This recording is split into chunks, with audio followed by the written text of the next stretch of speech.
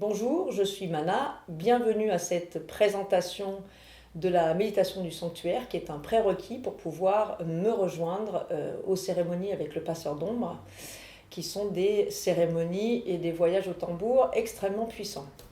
Donc dans cette cérémonie, nous allons avoir plusieurs étapes. La première étape étant l'étape de purification. Donc c'est un rituel à l'encens. Si vous avez des amulettes ou des objets importants pour vous, je vous invite à les amener pour qu'ils puissent bénéficier de cette étape.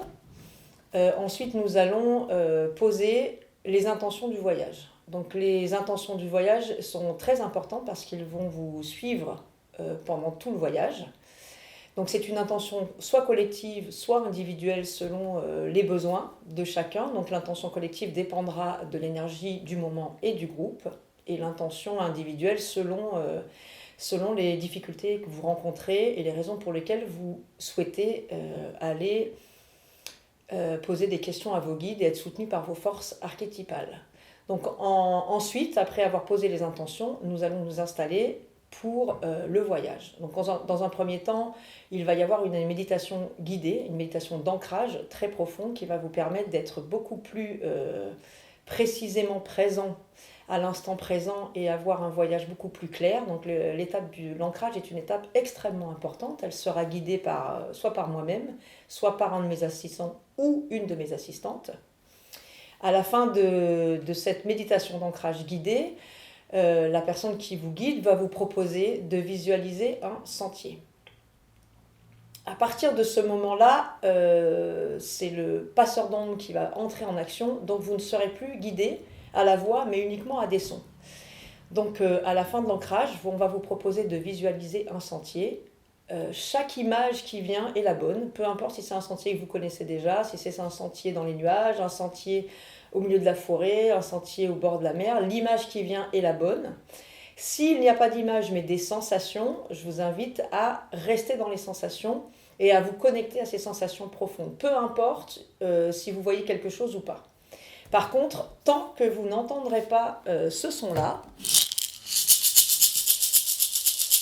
je vous inviterai à rester dans votre visualisation ou dans vos ressentis profonds à l'endroit où vous vous trouvez et de ne commencer à marcher qu'à partir du moment où vous entendez ce son-là, qui va vous guider tout le long de votre cheminement sur le sentier. Ce sentier est le sentier qui vous emmène à votre sanctuaire et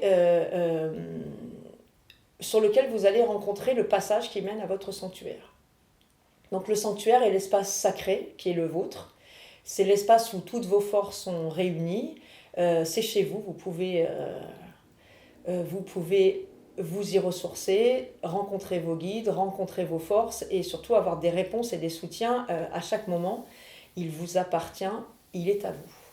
Donc pendant que le hocher jouera, vous continuerez à marcher et à un moment donné, sur ce sentier, vous allez rencontrer quelque chose ou croiser quelque chose que vous allez sentir être un passage. Alors ça peut être un pont, ça peut être une porte réellement, ça peut être un trou dans le sol. Peu importe ce qui va se présenter à vous, vous allez sentir qu'il s'agit d'un passage. Une fois que vous allez vous retrouver devant cet endroit que vous allez sentir comme étant un passage, tant que le tambour n'aura pas commencé à jouer, je vais vous inviter à rester devant ce passage pour ressentir l'environnement, pour regarder à quoi ressemble l'environnement et surtout pour vous remémorer l'intention du voyage qu'on aura vu avant la méditation de l'ancrage. Très important, avant de passer le passage et de descendre à l'intérieur du sanctuaire, de se rappeler l'intention parce que quand on est novice, on a tendance à oublier pour quelle raison on vient et du coup d'être plutôt dans une balade et être un peu emmené partout plutôt que d'être dans un voyage précis avec une intention de revenir avec une information qui nous appartient et dont on a besoin. Donc vous avez pris le sentier, vous êtes devant le passage, le hocher joue toujours et au moment où le hocher va s'arrêter, tant que le tambour n'a pas démarré, vous restez devant le passage et au moment où le tambour commence, vous allez pouvoir passer le passage et descendre dans votre sanctuaire. Donc le sanctuaire est un lieu du dessous. Donc le passage descend. Si effectivement il se trouve que vous rencontrez un escalier qui monte, c'est que vous allez plutôt vers le monde d'en haut. Et donc là, c'est pas l'objet du voyage. Ce voyage-là, les voyages accompagnés par le passeur d'ombre sont des voyages pour aller travailler avec les forces du monde d'en bas. Donc le passage est un lieu où normalement vous devriez descendre. Une fois que vous avez passé le passage, vous allez arriver dans un monde complètement nouveau, qui est votre sanctuaire et qui ressemble à la manière dont votre psyché vous retranscrit votre espace intérieur sacré. Donc ça peut être une jungle, un lieu sous la mer, une forêt amazonienne, ça peut être un désert aussi. Et surtout, vous pouvez passer d'un espace à l'autre très rapidement. Le temps et l'espace n'existant pas dans le sanctuaire, vous pouvez vivre des choses complètement anachroniques et surtout qui vont un peu dans tous les espaces possibles. C'est normal. Donc, dans ce sanctuaire-là, l'objectif est de rencontrer un guide qui va répondre à la question qui est l'intention de départ. Donc, à chaque fois que vous allez rencontrer un guide, qui peut être un animal totem, qui peut être une image archétypale, c'est-à-dire un vieil homme, une vieille femme, un animal mythologique, ça peut être un guide, et ça peut être surtout le guide qui doit répondre à votre demande et à votre intention, mais pour le savoir, vous devez lui poser la question. Donc de lui poser la question, est-ce que c'est toi qui vas répondre à ma question ? Et si ce n'est pas le cas, il va vous emmener vers le guide ou la force archétypale qui va répondre à vos questions. Donc pendant tout ce temps-là, le tambour joue. Et à un moment donné, vous allez avoir la sensation, l'impression qu'il y a un appel pour remonter. Donc avant de vous parler du retour et de la fin du voyage, je vais vous expliquer toutes les choses qui peuvent vous arriver pendant ce voyage et la raison pour laquelle il est important que je fasse cette préparation-là. Parce que pendant le voyage, il peut se passer beaucoup de choses. Vous pouvez vivre des événements symboliquement très forts. Vous pouvez vous faire manger par vos animaux totems, vous pouvez vous faire dépecer, vous pouvez vivre dans ce voyage des choses très très fortes qui ne sont que la représentation symbolique de la purification que vous allez vivre. C'est un voyage de guérison, donc tout ce qui peut vous arriver pendant le voyage n'est que la représentation symbolique de ce qui va être mangé ou détruit ou brûlé pendant le voyage et qui va être fait d'images parfois extrêmement violentes, mais ça n'est que symbolique et c'est toujours pour une bonne raison. Tout ce qui se passe dans le voyage est positif pour vous. Rien n'est négatif, toutes les forces qui sont là sont des forces bénéfiques qui sont là pour vous soutenir. Et le passeur d'ombre est là pour vous guider et pour vous permettre d'accéder à des espaces plus larges et à faire des guérisons plus profondes. Donc pendant que vous allez vivre ce voyage, le passeur d'ombre, avec son tambour, va faire un soin profond qui va accentuer la valeur du voyage. Vous allez faire votre propre voyage et pendant ce temps-là, il y aura en même temps le soin. Donc si vous êtes novice et que vous avez déjà posé l'intention, fait la méditation de l'ancrage, vu le sentier, pris le sentier, vu le passage, pris le passage, et que vous êtes arrivé quelque part, même si les images sont très floues et que c'est peu net et que vous avez l'impression d'avoir rien vu, en fait c'est normal et c'est pas parce que vous avez rien vu qu'il ne s'est rien passé. Parfois le mental empêche les informations d'arriver à la conscience, donc c'est simplement que votre mental s'est mêlé à l'histoire.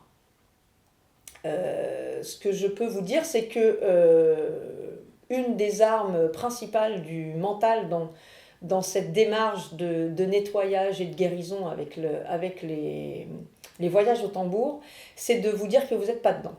Donc si pendant le voyage, que ce soit au moment de l'ancrage, au moment du sentier, au moment du passage ou au moment du voyage, votre mental vient vous dire que vous n'êtes pas dedans, ça veut juste dire que vous êtes dedans et que ça le dérange. Donc essayez de passer outre tout ce qu'il vient de vous dire. À chaque fois que votre mental vient vous vendre quelque chose, lui dire d'accord, pas de problème, et vous faites comme si vous l'aviez pas entendu, comme si vous aviez entendu ce qu'il vous a dit, vous lui avez répondu oui d'accord et vous continuez. Donc pendant ce voyage-là, vous pouvez arriver dans votre sanctuaire et vous ne voyez rien, il fait tout noir. Donc, comme vous êtes chez vous, je vous invite à tout simplement demander la lumière. Et si la lumière ne vient pas, ça veut peut-être dire que vous avez besoin d'apprendre à avancer dans le noir. Dites-vous que vous êtes en sécurité, tout ce qui va vous arriver à l'intérieur de votre sanctuaire est bénéfice, c'est un soin, c'est une guérison. Donc avancez librement avec enthousiasme. L'information que l'on va vous donner pendant l'ancrage et qu'on va vous répéter, c'est qu'il n'y a aucune précipitation à avoir. C'est-à-dire que sur le sentier, soyez tranquille, marchez tranquillement, aucun besoin de se précipiter et de courir. Aucun besoin de se précipiter dans le passage. Le passage, vous attendez bien que le tambour ait démarré pour pouvoir passer et rentrer dans votre sanctuaire. Et pendant le voyage, vous pouvez vous balader tranquillement, sans vous précipiter. Donc comme je vous disais tout à l'heure, à un moment donné, vous allez sentir un appel, ou pas. Peut-être qu'à un moment donné, le tambour va avoir un son très fort qui va vous donner la sensation qu'il faut rentrer. Si vous sentez cet appel-là, je vais vous inviter à remercier les guides qui sont là, s'il y en a, de dire au revoir, de remercier et de prendre le chemin du retour sans aucune précipitation. Le chemin du retour, ça veut dire retourner à l'endroit du passage, repasser le passage, reprendre le sentier dans l'autre sens et revenir dans le corps que vous avez laissé au moment de l'ancrage pour pouvoir le plus rapidement possible écrire ce que vous avez ramené comme information du voyage. Le moment du retour est très important, c'est pour ça que l'ancrage est très important, que la vision du sentier ou les sensations du sentier soient très nettes. C'est que plus votre ancrage, la vision du sentier, la vision du passage est claire, plus le retour sera facile. Donc pendant tout ce temps-là, c'est le passeur d'ombre qui va vous guider par les sons, par des cris, par des chants. Et donc quand le voyage sera terminé, effectivement, s'il y en a qui n'ont pas entendu l'appel du passeur d'ombre pour remonter, je serai là pour vous guider, pour refaire le chemin inverse et de revenir à votre espace de départ que vous avez mis en place au moment de l'ancrage, pour pouvoir très rapidement écrire sur un papier ce que vous vous souvenez du voyage. Cette étape vous permet vraiment de ramener dans la matière des informations qui sont comme un nuage. Donc plus rapidement vous allez les écrire, plus vous allez pouvoir ramener quelque chose. Une fois que vous aurez tous écrit quelque chose et que tout le monde sera rentré, on prendra le temps de raconter le principal du voyage. S'il y a des questions, de pouvoir un petit peu regarder et prendre le temps de laisser les informations qui sont encore en suspens, de bien s'intégrer, de bien s'incarner. Toutes les informations que vous allez ramener du voyage, tous les enseignements, peuvent s'étaler dans le temps, c'est-à-dire que les jours qui suivent le voyage et les semaines qui suivent peuvent être très riches et peuvent continuer à vous apporter des réponses. Donc je vous inviterai à être vigilant, à savoir que un voyage n'est jamais anodin et que les jours qui suivent et les semaines qui suivent sont des moments où vous allez continuer à recevoir des informations car vous aurez reconnecté avec votre sanctuaire sacré qui va continuer à communiquer avec vous. Eh bien, je pense qu'on a tout vu. S'il reste des questions, je vous invite à nous contacter, à contacter via la boîte mail ou à contacter Mathilde pour les poser avant le voyage. Et tout ce qui sera à préciser sera précisé au moment de la rencontre. Donc je vous invite à préparer vos questions, à nous les envoyer par email pour qu'on puisse vous répondre, pour qu'on ait le plus de temps possible à consacrer à la pratique. Et le moins possible aux explications. Je vous souhaite une belle préparation et on se retrouve avec le passeur d'ombre au prochain voyage. À très bientôt, au revoir.